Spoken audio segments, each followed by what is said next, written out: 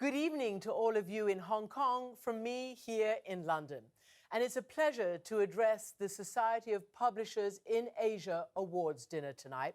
You have done so much to promote excellence in journalism, best practices, and of course, stand up and defend the freedom of the press. Now, there is so much to talk about. Where to begin? Okay, the US election and my personal bugaboo. It appeared that much of the media got itself all into knots trying to differentiate between balance, objectivity, neutrality, and crucially the truth during that 2016 campaign. And we cannot continue the old paradigm, not then, not now, and not in the future. The paradigm that says, for instance, over global warming, where 99% of the empirical scientific evidence is given equal play with the tiny minority of climate deniers. Now, I learned long ago, covering the ethnic cleansing and the genocide in Bosnia, never to equate victim with aggressor, never to create a false moral or factual equivalence, because when you do that, you're an accomplice to the most unspeakable crimes and consequences. So I believe in being truthful, not neutral. That is my mantra. And we must stop also banalizing the truth. We have to be prepared to fight especially hard for the truth in a world where, after all, the Oxford English Dictionary's worth of last year, 2016, is post-truth.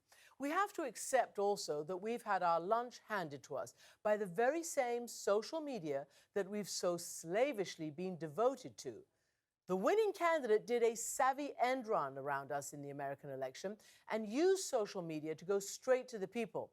Now, that, combined with the most incredible development ever, which was the tsunami of fake news sites that somehow people could not or would not recognize, fact check, or disregard.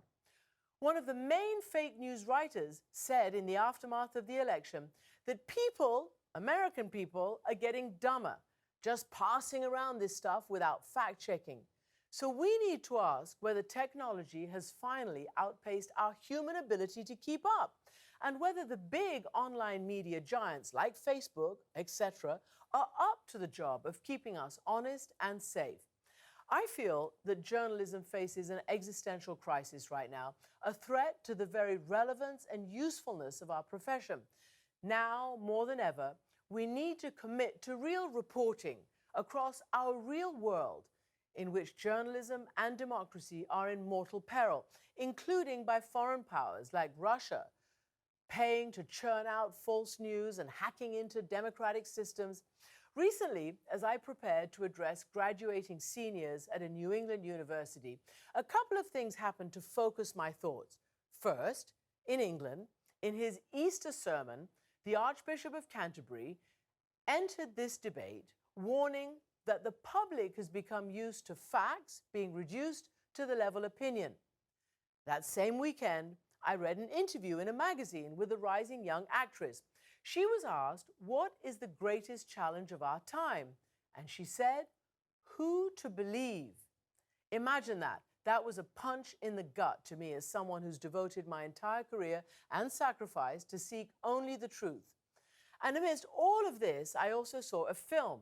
It's been out for a while, but I caught it on a flight over to America from London. It's the film called Denial. It's about a British so-called historian, a Holocaust denier, David Irving, who sued an American academic, Deborah Lipstadt, because she called him out for lying about the Holocaust. She won her case, but last month spray painted on a synagogue in Seattle were the words, Holocaust is fake history. Now, if people can lie and twist horrifying conspiracy theories about even the Holocaust, which is the biggest, most despicable crime, the most documented and evidence-rich crime in modern humanity, when I guess if they can do that, they can do it about just about anything. So let's quickly break down fake news, aka lies. There's the real fake news made up of whole cloth. Then there's the I don't like what you're saying about me kind of fake news. Fake news has been a political weapon throughout history. Sometimes it's called propaganda. But it is a war to dominate, distort, and influence the public square, especially in our information age. And the Russians are past masters of this art, waging war by other means. Our democracies depend, of course, on recognizing the difference between truth and lies, between truth and fake news, because that is also the difference between democracy and dictatorship. So it absolutely matters where people get their news from. And the internet is not always the right place. Some television programs, some radio programs, some magazines and newspapers are not always the right place either. You know, I recently read about a book that was published a decade ago. It's called The Cult of the Amateur. And it says that the internet at the beginning promised, quote, more truth to more people, more unbiased opinion from dispassionate observers. In fact, though, the author now says that it, quote, really is delivering superficial observations of the world around us, rather than deep analysis, shrill opinion, rather than considered judgment. And then, of course, there's the old echo tunnel. So now let's talk about fake news as code for I don't like what you're writing about me or saying about me. This too is political, and it's a weapon. And when the American president speaks, the world listens. Right now, journalists from China to Cambodia, Russia to Egypt to Turkey and many, many other parts of the world are being bashed over the head with the fake news weapon. A Turkish MP recently said detentions of journalists will continue because those in power consider journalism a crime. And my personal favorite from your region, when a Filipino journalist was killed recently, the strongman Philippine President Rodrigo Duterte responded, quote, just because you're a journalist, if you're a son of a bitch, you're not exempted from assassination.